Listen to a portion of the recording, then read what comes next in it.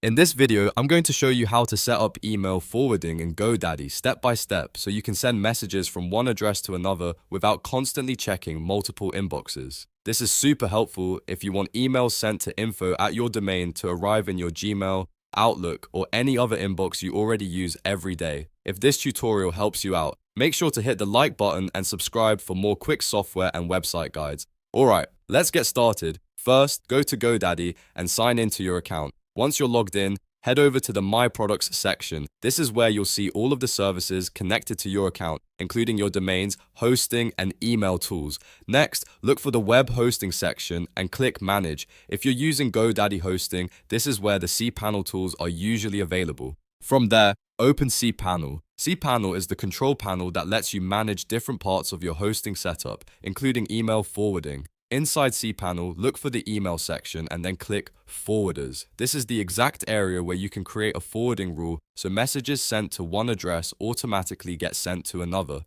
Now click Add Forwarder. This is the button that starts the setup process. In the first field, enter the email address you want to forward. For example, if your address is info@yourdomain.com, type that in here. This is the original email address that people will send messages to. Then, in the destination field, enter the email address where you want those messages delivered. This could be your Gmail address, your business inbox, or any other email account you check regularly. Make sure the destination email is typed correctly because any typo here could cause messages to be sent to the wrong place. After both fields are filled in, click Add Forwarder again to save the setup. Once GoDaddy confirms the forwarder has been created, your email forwarding rule is active. From this point on, any email sent to your GoDaddy address should automatically forward to your chosen destination inbox. That means you can keep using your custom domain email professionally while still reading everything in one place. If you ever need to change the forwarding address later, just go back into cPanel, return to the Forwarders section, and edit or remove the forwarder as needed.